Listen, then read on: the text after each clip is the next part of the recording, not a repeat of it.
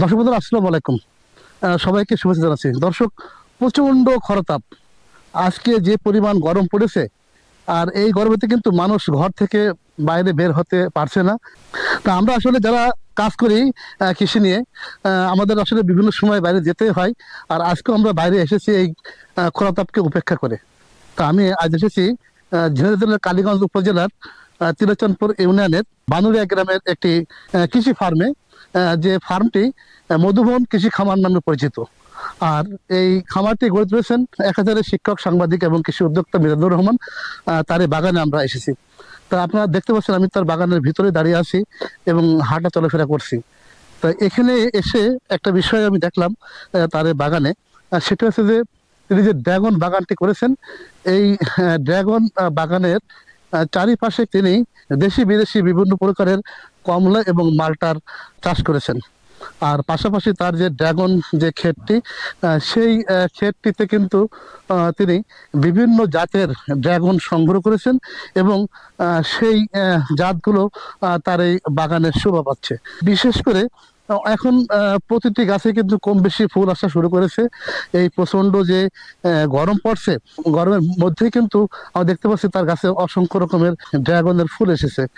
আর আমরা এই মিজান ভাইয়ের সাথে কথা বলেছি, তার কাছে জেনে নিয়েছি আসলে তার এখানে কি কি প্রকারের বা কি কি জাতের ড্রাগন আছে। তার কিন্তু এখানে তিনি বলেছেন যে তার এখানে বিভিন্ন প্রকার দেশি বিদেশি অনেক জাত আছে।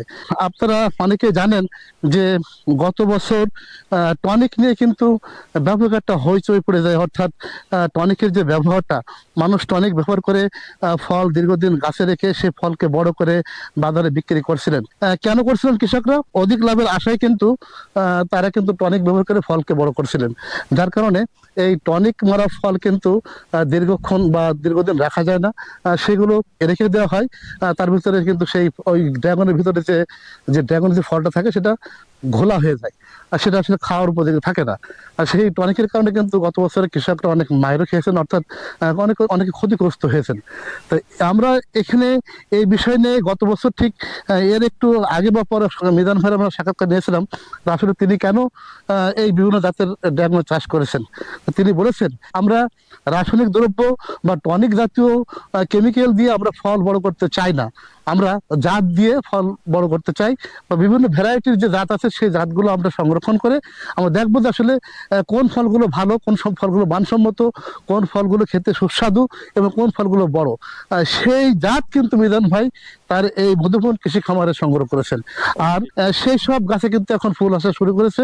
আমরা তার এখানে আশাবাদী যে তিনি যে জাত সংগ্রহ করেছেন, সেই জাতের ভিতরে যে জাতগুলো ভালো হবে, সেগুলো তিনি সেখান থেকে চারা সংগ্রহ করা শুরু করবেন, বা চারা পাশাপাশি সেই জাতগুলো তিনি আমদানি করে আমাদের বাংলাদেশের যারা আদর্শ কৃষক আছেন, যারা কৃষিতে অনেক অবদান রাখেন, সেই সব কৃষকদের মাঝে তিনি ছড়িয়ে দেবেন।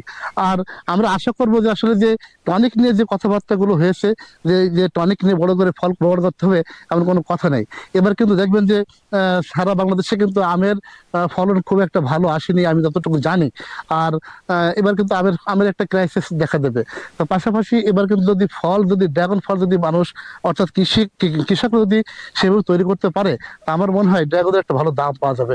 তো দর্শক, আমরা যে বাগানটিতে এসেছি, সেই বাগানের বিদারবের সাথে আমরা কথা বলেছি, তার বাগানটি ঘুরলাম, অত্যন্ত ভালো লাগলো। পাশাপাশি তিনি এই বাগানের চারিদিকে দেশি বিদেশি কমলা এবং মালটার চারা সংরক্ষণ করেছেন এবং সেই চারাগুলো কিন্তু অলরেডি ফল চলে এসেছে।